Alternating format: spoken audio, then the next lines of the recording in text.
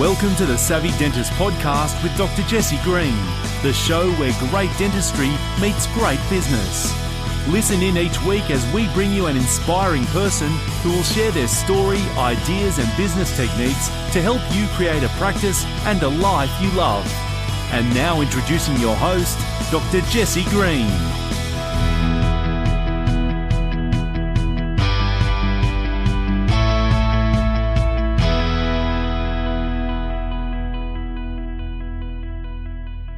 Hello everyone, it's Jesse Green here. Welcome back to SavvyDentist.com and to the Savvy Dentist Podcast. It's fantastic to have you here for another week of the show.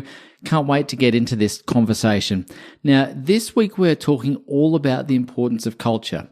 We've all heard that culture is important. We all understand that culture and having people aligned with that culture is critical to ongoing business success. But really, what is culture and how do we define it? How do we create it? How do we know if someone's a culture fit or not? I think it's probably worth a conversation to pull those things apart and really stick them back together in something that's useful, practical, and easy to implement. So I'd like to have a conversation about that. Now, one of the things we know, if we look at a thing called the performance culture matrix, we've got A players who are great culture fits and they're really good at their job. They perform their role really well. And of course, we want to do everything we can in our power to keep them there. We also have B players, people who are really great culture fits. They buy into the culture. They're really kind of on board with it, but they've got some skills to develop. They've got some training to go through so they can become really technically proficient in the role. Maybe they've moved from being a DA to being a receptionist, so they might have been great as a DA, but there's some skills to learn as a receptionist. And then we've got C players who are actually really proficient in the role, but they're not a great culture fit. And we can't always put our finger on it, but we know that something doesn't feel right. And they're the ones that keep us awake at night. And this is not whether someone's a good person or a bad person. It's just whether they're a fit for our business or not. Because as business owners, sometimes we tolerate things that we ought not to. And it's sometimes hard to really define those things that are really kind of grinding our gears. It's just an uneasy feeling sometimes, or it's the way that someone spoke, or it's the way that they interact with others, whatever it happens to be, the way they behave in the workplace. But we know that it just feels a little bit wrong. We can't always say this or that or whatever it happens to be, but there's a feeling around that. And then, of course, we've got D players. And D players are people who are not great culture fits, but they're also not great performers. And that's a bit easier to spot because the performance really is very obvious. But C players are very tricky. And they're the ones, as I said, that keep us awake at night. So I think it's really useful to understand what culture is, what it's not, how to create it, how to communicate it. And I'm going to talk today about the Culture Creation Telescope, which is a model I came up with to really think about culture as a series of lenses. And if you think about telescoping, like the old sailors would have had the lenses that collapse on one another and, extends out. That's the sort of telescope I'm thinking about there. And really, the way I think about culture is there's 5 lenses. And the 5 lenses really start with values. It's really important to be clear about core values, what they are. Our core values provide a North Star. And we hear lots of people talking about values and being aligned with values. We know from the literature that being a values-driven business leads to greater commercial outcomes. Levi Strauss, Zappos, others are really strong champions of having values-driven businesses. And they say that it's a commercial imperative for them to be values-driven. Not only does it provide better bottom line results, but it improves the cohesion of the team. It improves the staff retention, it improves customer experiences, and so on. Then, of course, the second lens is around the vision. And as practice owners or as business leaders, our job is to know where we're going, is to set that vision, to communicate that vision with as much clarity as possible so that people can buy into that vision. People can get excited about that vision and go, wow, this is fantastic. We're not just going to work and doing our job. We're actually part of something. We're creating something exciting. And I think that's a really important role for us as business owners to get behind and go, what am I trying to do here? And on top of that, what am I communicating to my team? Am I excited about my own vision or not? Because if I'm not excited about it, how can I expect anyone else to be excited about it? So we need to know in as much technicolor detail as possible what it is we're trying to create. So that's the second lens of the Culture Creation Telescope. And the third lens is really about stories. It's about stories that connect. And I learned about this by reading a book called Legacy by James Kerr, who spoke really eloquently about the All Blacks culture. And the All Blacks are the most successful sporting team on the planet. And what you might not realize is that was not always the case. Back in the early 90s, the All Blacks were getting done and they were getting beaten quite badly. And at one point, the All Blacks culture was so bad that after a defeat, some of the All Blacks were found really drunk in gardens and so on. And from there, they had that moment of, we have to do something. And they needed to find a way to unite the team. And if you think about New Zealand culture, it's as multicultural in some ways as many other cultures. You've got your indigenous culture, you've got your Maoris, you've got your Polynesians, you've got your Caucasians and many others in there. And so the way to bring people together was to tell stories and to connect through story, because that's how as human beings we've been connecting through millennia. And so it's about stories that connect. And the fourth lens and the fifth lens are very closely related. It's about habits and behaviours, or behaviours and habits. Lens 4 is behaviours and lens 5 is habits. And how we show up, what are the things that we do? How do we understand our behaviours and whether or not they support the values is really, really important. And similarly with habits, they're very close cousins of one another. But one of the habits that I think about the All Blacks when it comes to culture is their haka. It's a unifying habit. It's what they do every single time they go onto the field. They do their haka. One of their behaviours is that they always sweep the sheds after every game. They're humble, and they demonstrate that humility by cleaning the sheds. And so when we think about culture, it's really useful to think about culture through these 5 lenses. But today I want to talk about the first lens, and that is values, because I think values is where it begins. And as I said, we've all heard the importance of values. We all get that a values-driven business improves the bottom line. We all understand that we want to have people aligned with our values. And as I said, it's not a matter of whether someone's good or bad. It's about fit and alignment. We could have someone who's a really nice person who's a C player. They don't buy into our culture, but that doesn't make them a bad person. It just means they're not the right fit for us, and we're not the right fit for them. And so when we talk about values, I think it's really important to understand, how do we create values, but then how do we communicate values? Because I think that's really key. Is we want to not just have this value statement on a poster that's gathering dust, or something that sounds really grandiose and inspiring when we created it, but it doesn't translate into anything. So today I want to talk about how to create values, how to articulate your values, and then how to communicate your values with those people on your team and with your customers. So let's talk about that. So when it comes to values, oftentimes we hear words like excellence, integrity, and all those sorts of things. And those are great words, and I love those words. There's a lot of power to those words, but in and of themselves, they don't mean much. So what we need to be able to do is, as we start thinking about values, is to think of these words that might be something that we want to represent us. And some of these values might just be pay to play. They might be just assumed, like integrity, doing the right thing. That could just be assumed. It might not have to be a value. So in our business, integrity is kind of the entry point. You don't get to be on the team if you don't have integrity. So it's not one of our core values in a sense, but it is the minimum requirement before you're even allowed on the team, right? So if you don't have integrity, you're not coming through the door. So I think what you've got to be able to think about are, what are those pay-to-play kind of values? What are those things that are just baseline, basic human decency kind of values? And then what are the things that you and your practice want to be known for over and above that? So for us, integrity is a baseline value.